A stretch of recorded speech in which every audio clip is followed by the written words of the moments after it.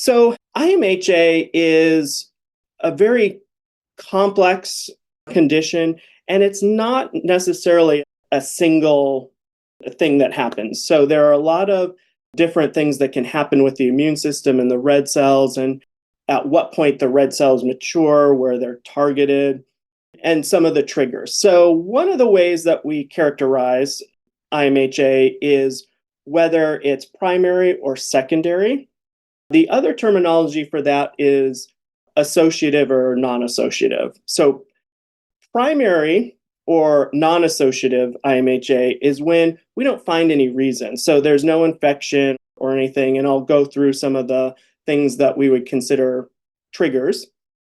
We've ruled those out. We've done our workup, and we're not finding any of those. Secondary is when we find something, and so we also call that associative. Because the other thing, too, that we have to keep in mind is just because we find something in a pet with IMHA that could trigger it is we don't always know that that's actually the trigger. So a lot of people like to use the terminology associative. I actually really like it. I'm just kind of stuck in my ways, and I still use primary and secondary a lot.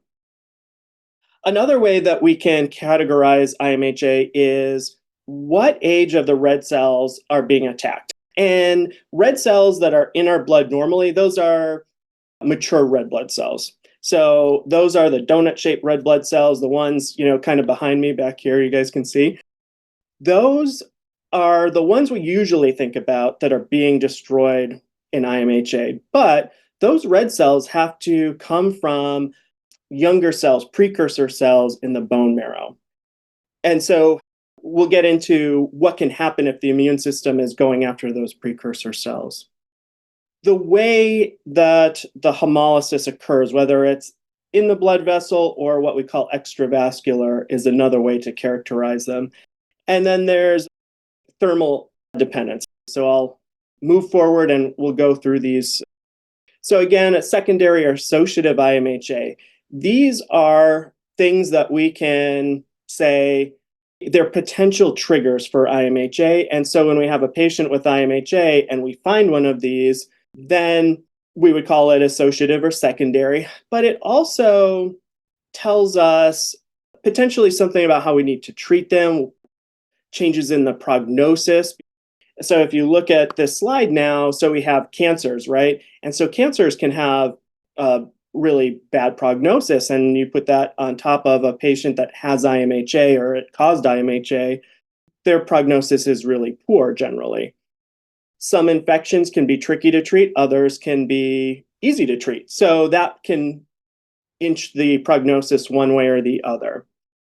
Seeing other types of autoimmune conditions in a patient, well, that tells us we probably need to address their abnormal immune system with drugs probably their entire life.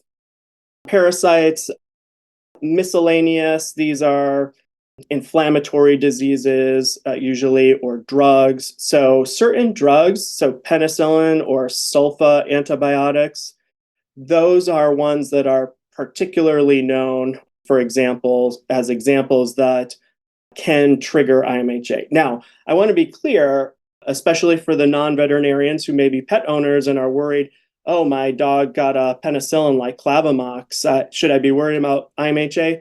No, that is exceedingly rare. The benefits to those antibiotics far outweigh the tiny fraction of pets that this can happen in. And then vaccines can potentially be a trigger too. And so there's often some question as to whether there is a real association. Depends on the study you look at. But what I generally recommend is if a pet has had IMHA or another immune-mediated / autoimmune condition, we probably aren't going to vaccinate them unless, you got to do kind of a cost-benefit analysis for that pet.